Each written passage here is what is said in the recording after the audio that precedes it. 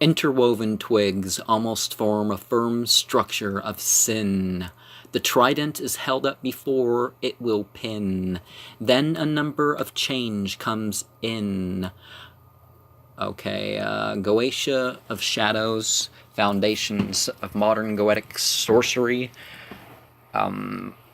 That's a Michael W. Ford video I commented on, and I know that's not a Nargargole thing, but I'm sharing some extras with some of these. Christian demonolatry has made little sense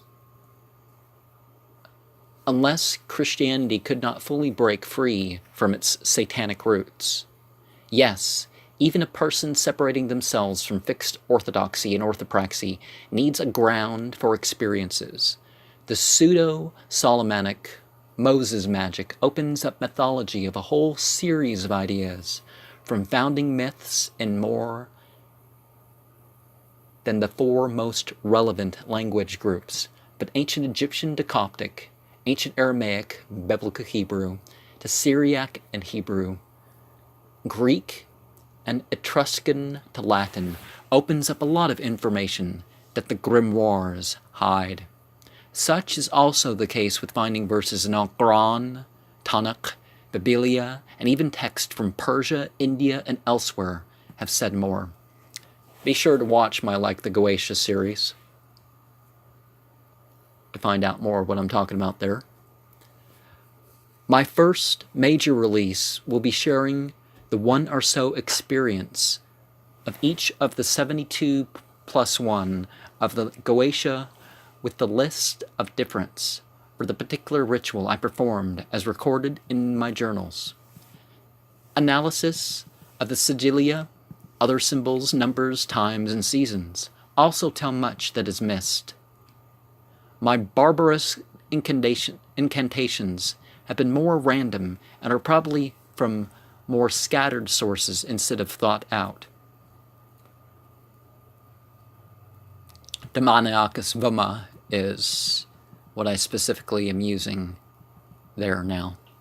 I figure that far more people understand how you express things than if I were more known.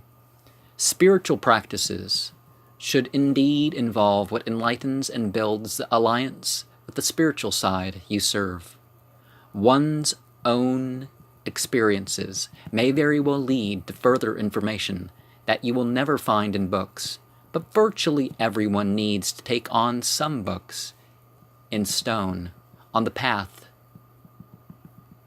to becoming a living word, a Lucifer, a person with their very own left-hand path.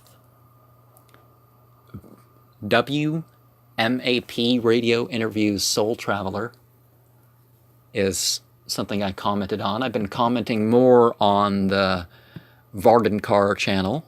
I obviously don't believe in Vardankar, but my responses to Ekankar will respond to them and the New Age religion as a whole. I don't see myself doing any special video responding to that movement, because it's just a spin-off and they don't really have anything new, except their leaders a little bigger around than other spiritual leaders, but that's not worth doing another video on, is it?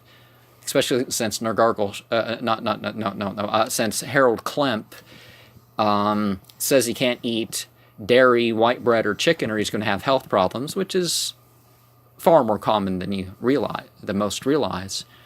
And yet he eats so much of this stuff that he literally goes deaf and loses the ability to be able to write and stuff like this. So, a guy who's just obese is obviously a lot better off than that.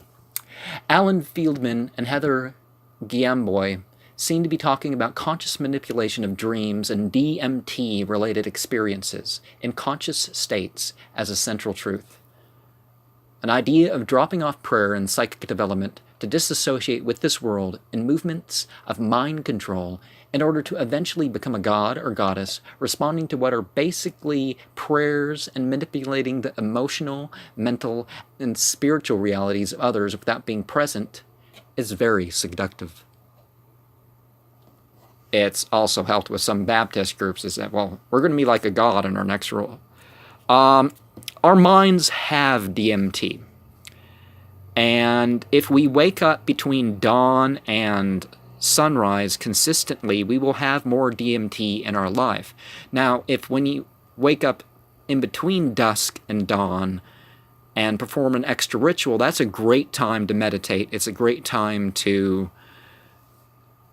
do some extra prayer and see the light. And leaving the body and stuff like that is more likely to happen during that, and during your sleep for that matter. So you'll have a better sleep if you sleep in the middle of the night. Eckankar has not been around a full several decades, because Paul Twitchell didn't even mention it in his private writings in 1963, and before he separated with Kirpal Singh, Sudhir Singh, and Scientology. The several decades of spiritual training also does not make sense if it took psychological problems as a young woman to provoke interest in more. I had an experience of myself as a spiritual being operating a physical body, emotional body, mental body, and intuitive body on September 23rd, 2000. After that knowledge that soul exists and mind had accepted my way has left me with unshakable faith in my path. And by unshakable faith, I mean something that is confirmed belief with knowledge.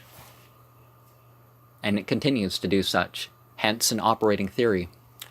View from those different levels has commonly happened in wide variety sense, but it is important to admit the physical and psychiatric structures that one is being aware of and making more grounded interpretations. And I'm done there. If you want to ask a question while I'm try to see what the next satanic shout out for Swillenism is the next thing I'm commenting on. So after I get back from some late afternoon rituals and possibly walking around my house and talking to whoever needs to talk to right now, I will return.